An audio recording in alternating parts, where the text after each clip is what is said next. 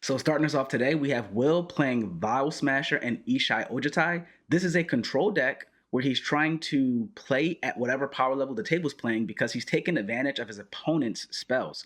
He's also got some key cards to help control the direction of combat, as well as take advantage of his opponent's combat steps.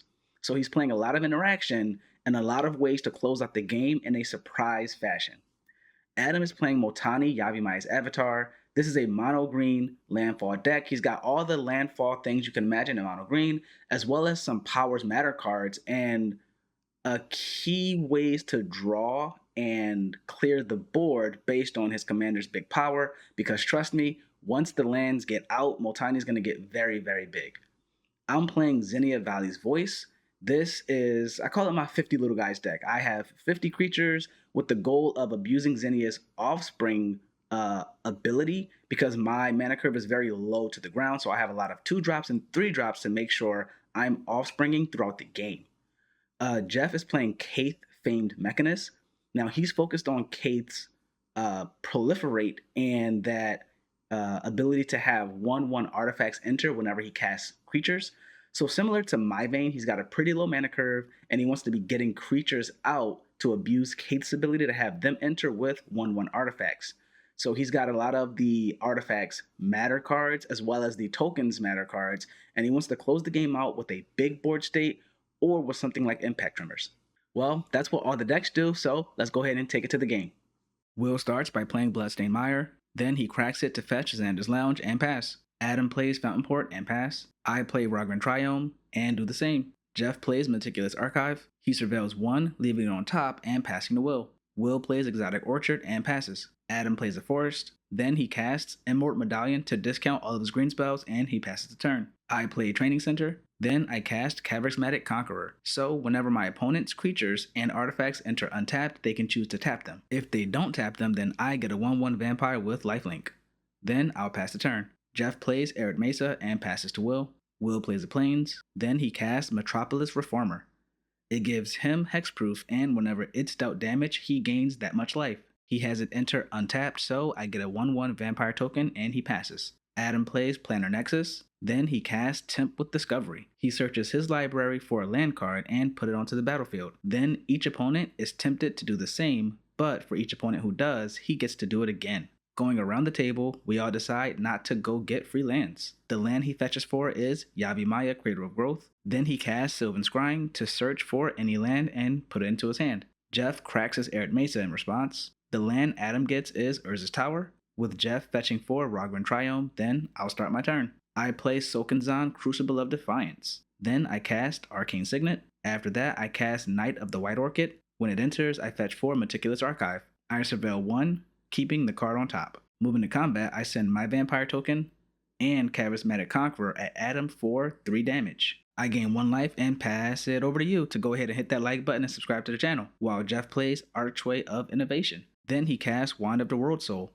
It's a mana rock for white mana, and he can also tap it to give his next spell Convoke. He passes from there. Will plays Vault of Champions. Then he casts Rhystic Study. Moving to combat, he sends 2 at me in the air and pass the turn. Adam plays Urza's Tower, which, thanks to Planner Nexus, can tap for 3 mana. Then he casts Oracle of Modiah, so he can play extra lands, play lands from the top of his library, and plays with the top of his library revealed. He doesn't pay for Rhystic Study, and Will draws a card. Then he plays Witch's Clinic as his extra land drop. After that, he casts his commander, Multani, Yavimaya's avatar, letting Will draw a card. Multani's power and toughness is equal to the number of lands he has in play and his graveyard. He can also pay 2 mana, return 2 lands to his hand to return Multani from his graveyard to his hand. They'll enter untapped, so I get a vampire token and he passes the turn. I start by casting my commander, Zinnia Valley's Voice, paying for Rhystic Study. Zinnia gets +X to its power for each 1 power creature I control. They also give all of my creatures offspring. After that, I play Guiltless Commons. I pick up my Training Center and move to combat. I send 2 vampires, Charismatic Conqueror, and a Knight of the White Orchid at Jeff for 6 damage. I gain 2 life from lifelink and pass the turn. Jeff plays Deserted Beach. Then he casts his commander, Cayth, Famed Mechanist. Cayth has Fabricate, so they enter with either a Timmy counter or a 1/1 creature. Cayth also gives all of his creatures Fabricate, and can tap to populate or proliferate. He pays for Rhystic Study, and has his creature enter tapped. Then he'll pass the turn. Will plays Maze of Ith. It doesn't tap for mana, but he can tap it to remove an attacking creature from combat. After that, he passes over to Adam. Adam plays Verdant Catacombs from the top of his library. Then he plays Volatile Fault again from the top. From there, he casts Greater Good, paying 1 for Ristic. It's a free sack outlet that lets him draw cards based on the sacrificed creature's power, then discard 3 cards. Moving to combat, he sends his 8/8 commander at will. Will taps his Maze of Ith to remove it from combat. Then he passes to me. I play Training Center. Then I cast Giver of Runes, paying the Offspring cost as well as the Ristic Study tax. I can tap her to give another creature protection. I get a 1/1 copy as well. Then I cast Skull Clamp, paying for Ristic. Lastly, I equip Skull Clamp to a vampire token and draw 2 cards. Moving to combat, I send my commander over at will, and I send my vampire token at Jeff. Jeff takes the damage, and Will responds by casting Comeuppance. He prevents the 4 damage and sends it back at my commander. Zinnia dies, and I pass the turn after gaining 1 life from lifelink.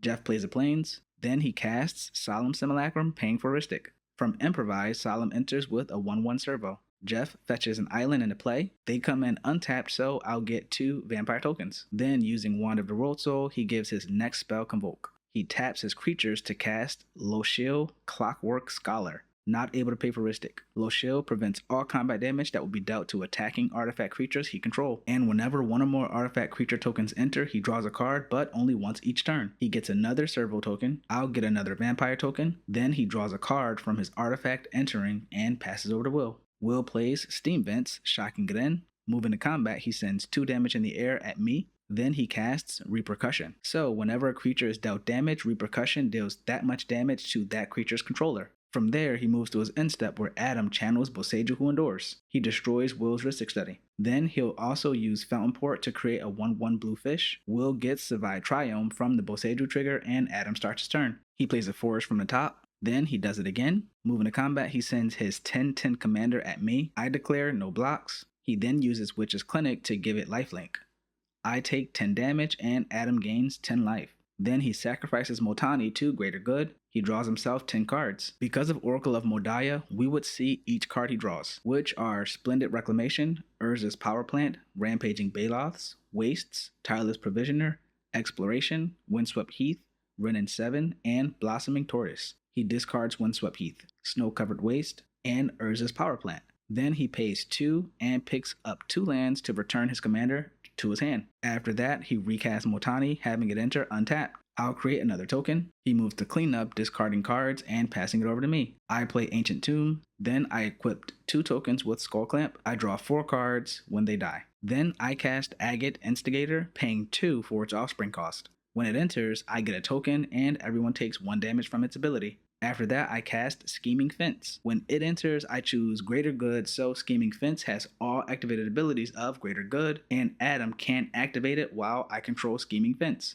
After that, I pass the turn. Jeff plays Elegant Parlor. He surveils Idol of Oblivion into his graveyard. Then he convokes out Oher Tak, Deepest Foundation, thanks to Wand of the World Soul. Oher Tak triples his creature's token creation. He has it enters tapped. It'll enter with 3 tapped servo tokens thanks to Fabricate. They'll also enter tapped. Then he draws from Loshil. After that, he casts Shrieking Drake. He gets 3 servos when it enters. Then he returns it to his hand and do that 4 more times. That'll give him 15 more servos and he'll pass it over to Will. Will goes right to combat, sending 2 damage in the air at Jeff. Then he goes to his end step and Adam responds by cracking Verdant Catacombs. I respond to that by casting Path to Exile, targeting Adam's commander. Adam puts a forest into play and he puts a gingerbread cabin into play. When Gingerbread Cabin enters, he gets a food token. Then he sacrifices Volatile Fault to destroy Will's Maze of Ith. He gets a treasure token from that. Will searches for an island and puts it into play. Then Adam starts his turn.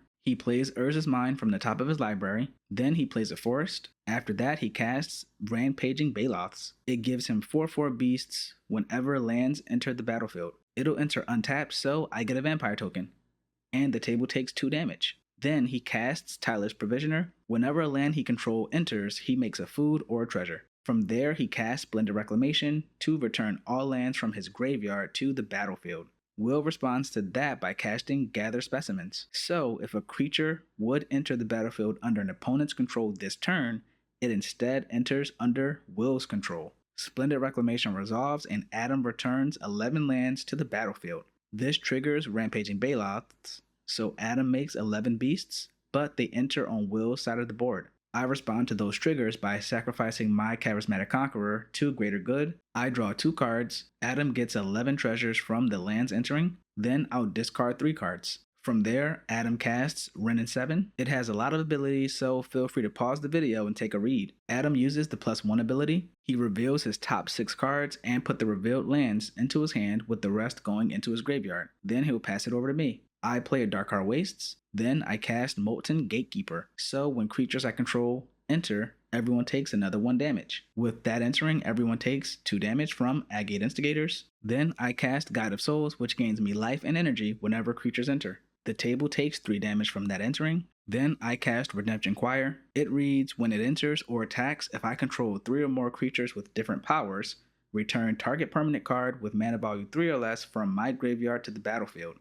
Everyone takes another 3 damage and I gain 1 life. I return Charismatic Conqueror to play. Everyone takes another 3 damage and I gain another 1 life. Then I equip a vampire token with Skull Clamp. I draw 2 cards. Then I cast Ocelot Pride, dealing another 3 damage to everyone, gaining another 1. Ocelot Pride makes me a 1/1 white cat creature token at my end step if I've gained life that turn. Then, if I have the city's blessing, I make a token for each token I've made this turn. Moving to my end step, I make a 1/1 cat token, dealing another 3 damage to everyone. I make another cat token, dealing 3 more damage, gaining 1 more life and passing the turn. Jeff casts Silver Myrrh and it enters tapped. He also gets 3 tapped servos. He'll draw a card from Loshil. He plays Monumental Hinge. Then he pays 4 mana to activate it. He looks at his top 5 cards. He'll put Lauren of the Third Path into his hand. Moving to combat, he sends 21 1/1 servos at Adam. He also sends his 2/2 Solemn Simulacrum at Adam. In response, Adam cracks his food to gain himself 3 life. This puts him at 2 life after the attack. Then Jeff passes the turn. Will moves right to combat, sending his 2/3 flyer at me, unblocked, and passes the turn. Adam cracks Windswept Heath, going down to 1 life. He puts a forest in play. He gets another 4/4 beast and a food token. Then he uses Ren and 7's +1, revealing 5 cards, putting Talon Gates of Madara into his hand. He pays 4 to put Talon Gates of Madara into play. When it enters the battlefield, he phases out my Charismatic Conqueror. Then he casts his commander, Multani. He remembers to get another beast and a food from the Talon Gates entering. After that, he casts Exploration, allowing him to play an additional land. He plays 3 lands, getting 3 untapped 4/4 beasts and 3 more food tokens. Then he casts Entish Restoration. He chooses to sacrifice a forest. From his library, he gets 3 forests and a play tapped because he controls a creature with 4 or more power. With that, he gets 3 more food tokens. And he gets 3 more beast tokens. Then he casts Cultivator Colossus. Its power and toughness are equal to the number of lands he controls. It also has an enter trigger, but he doesn't have any more lands to play, so I'm going to forego explaining it. After that, he casts Blossoming Tortoise. When it enters or attacks, he mills 3 cards, then return a land card from his graveyard to the battlefield tapped. He returns a forest into play. He gets another food, and he gets another beast. From there, he sacrifices Horizon of Progress to draw another card. Then he casts Greensleeves Morrow Sorcerer. Their power and toughness are equal to the number of lands he controls, and he creates a 3/3 green badger when his lands enter. From there, he passes it over to me. I start my turn by casting Elish Norn, Mother of Machines. She doubles my enter triggers and stops my opponent's enter triggers. I gain 2 life when she enters from Guide of Souls, and I lose 2 life from Ancient Tomb. Adam responds by sacrificing 2 foods and gaining 6 life. Jeff responds by activating Cayth to populate, making himself 3 more servos, allowing him to draw a card. Then he casts Flare of Fortitude, sacrificing a white creature. His life total can't change, plus permanents he controls gain hexproof and indestructible. Elish Norn finally enters. Will and Adam takes 6 damage. Then I cast Flesh Duplicant. In response to that, Adam sacrifices 3 more foods to gain 9 life. Then he and Will both takes 6 damage. I have Flesh Duplicant enter as a copy of Charismatic Conqueror. From there, I move to combat. I send my 3/3 Redemption Choir at Will. When it attacks, I return my Caretaker's Talent from my graveyard to the battlefield. In response to my attack, Will casts Sphinx's Revelation. He pays 5 into the X so that he gains 5 life and draws 5 cards. He doesn't block and takes 3 damage from the attack. Moving to my end step, Ocelot Pride triggers. I make a 1/1 cat, triggering my pingers for everyone to take 6 damage. In response to that trigger, Adam sacrifices 2 more foods, gaining 6 life. Then I make another cat token. I deal another 6 damage to the table, taking Will out of the game. And Adam responds by sacrificing another food, leaving him at 1 life. I draw from Caretaker's talent and pass the turn. In response to Jeff's upkeep, I cast Guardian of Faith. I choose not to phase out anything, but I gain 2 life, and the table takes 6 damage, taking Adam out of the game. Jeff activates Monumental Hinge, looking for an answer to my board state. He doesn't find anything, so I'm gonna go ahead and take the win this week. Hope you all enjoyed the gameplay. Don't forget to hit the buttons down below to let me know you're watching, and until next time, I'll see you at the table.